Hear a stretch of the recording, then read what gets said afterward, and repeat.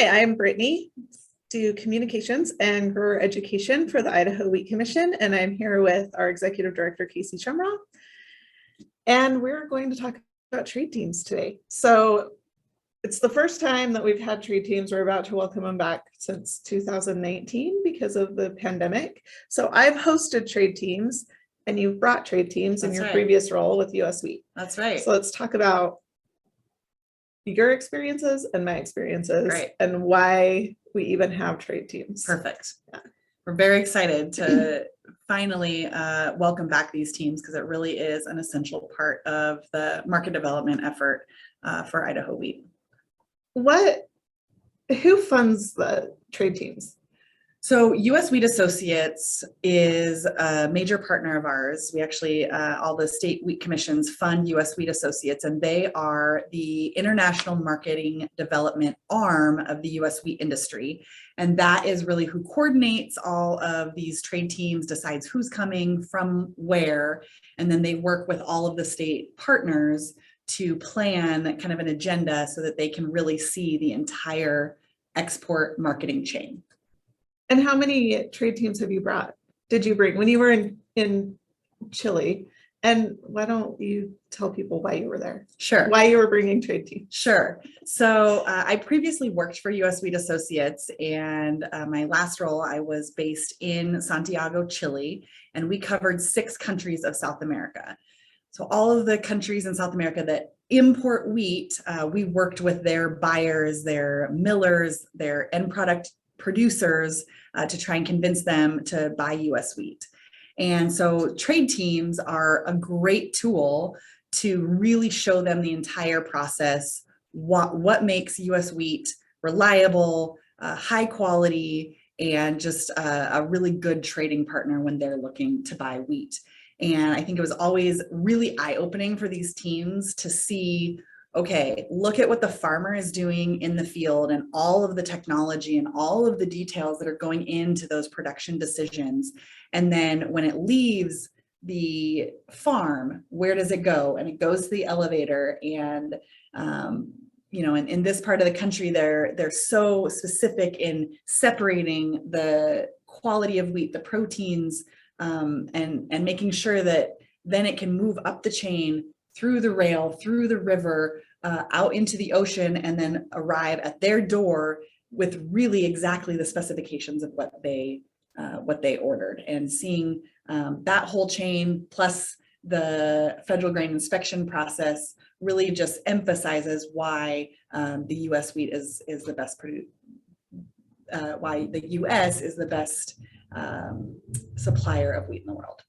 And that's important for wheat producers because we produce about twice as much wheat as we can consume here in the United States, right? That's right. And in Idaho. And in Idaho. We export about 50% of what we produce. And so obviously these exports are vital to supporting wheat prices and the profitability of our farmers. And there are specific qualities, I guess, that each country is looking for that differ from country to country, right? Based on the foods that they eat and just things that they're looking for. I know like Japan likes our soft white wheat because it's very bright white and that works really well for their noodles. That's right. What are some of the other things that they look for? Yeah, that's exactly, you're just right on that. It depends on the country and what class of wheat that they are importing. And that's one really cool fact about Idaho is we produce 5 of the 6 classes grown here in the United States. And I am 99% sure that no other state grows that many classes. So we really have a wheat for any end product or end use. I would say, you know, depending on the region, as you say, the soft wheats are better for steam breads in Asia or cookies and crackers and things that don't need a real strong gluten to hold them together. And then other countries are looking more for straight bread wheats. Some are looking for noodle wheats. Or pasta wheat, for example, which we have all of here in Idaho. But that, of course, determines a little bit which states these teams are going to see really the source of their wheat, the class that they buy. And most of the, at least for me, the teams that I have hosted have come from Asia, Korea, Indonesia. I don't think that I ever hosted one from South America, but that's where you came from, with Right. them. Yep. We visited Idaho with a Chilean team. But of course, in Idaho, most of our wheat is exported through the PNW out into Asia, into Latin America. So of course, most of the teams that we would host here would be from those regions. We do have a lot of wheat that is also exported into Mexico through rail. So we've had Mexican teams up here as well. But it's really a wide range of countries. Usually we have a Taiwan team that comes in every year. They're really good partners. And as you said, Japan, Korea, they send teams all the time. Right. And the Philippines. We've had a few. And the Philippines, that's right. And I have to say, South America is becoming a pretty regular visitor as well. We had a really, really great experience here in Idaho. And thanks to that, we've had requests for people to come back. And so that's pretty cool and a pretty good feather in our cap, I think. And one of our trade teams this year is already decided, right? That's right. It will be coming from South America. That's right. It's our first confirmed team. And so we know that we will have one probably in August. And I believe that's from Ecuador and Peru. And that'll be a more technical mission. So those will be the millers and the more technical side of the industry. And we have a lot to show off here as well.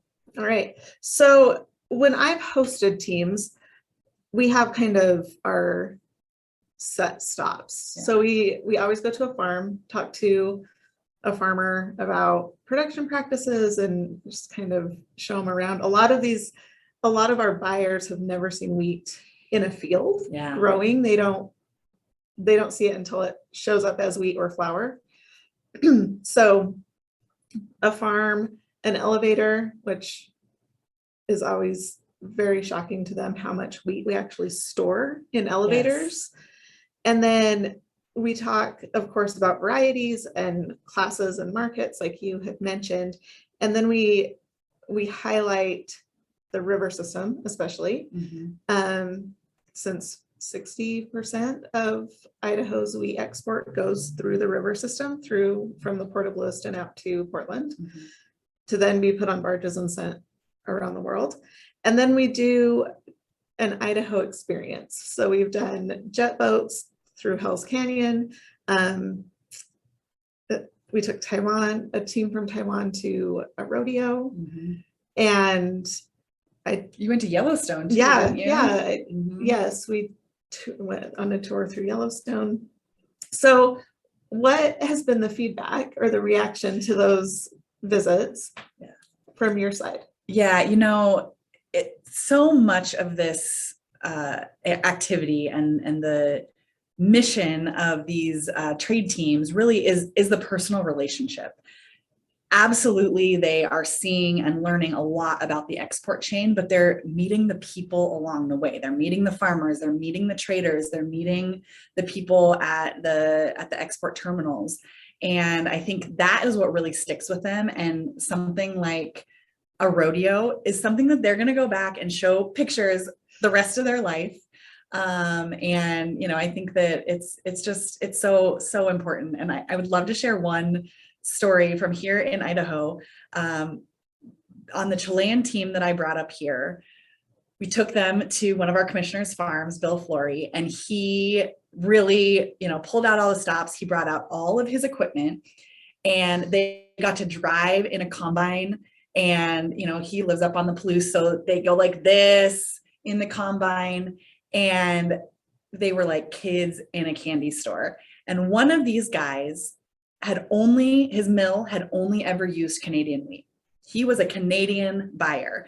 And obviously we had brought him on this trip to try and show him that US wheat, there was, great quality and that it would work just as well or better in his mill.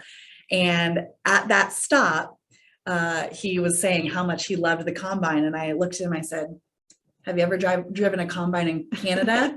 And he just thought that was the funniest thing ever.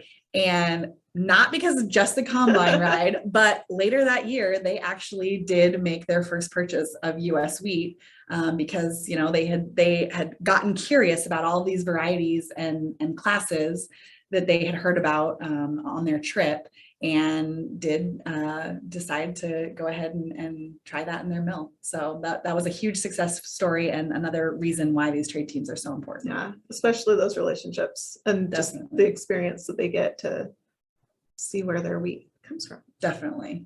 Right. Anything else? I don't think so. You know, one thing that I would love to call out for all of the farmers watching, if you or someone you know speaks another language, we would love for you to please contact us, because that is a huge advantage that Idaho has. There's so many people here that speak other languages, and to be able to include that in a trade team experience, I think makes it just really personal and a really great learning experience for these people, and would be a great experience for you or your family member as well. So please contact us. All right. And you can do that through our website, idahowheat.org, through our social media. The handles are Idaho Wheat, or email either Casey or myself, Britany at Idaho Wheat, or Casey at idahowheat.org. And follow us on social media, and we will be posting pictures from these trade teams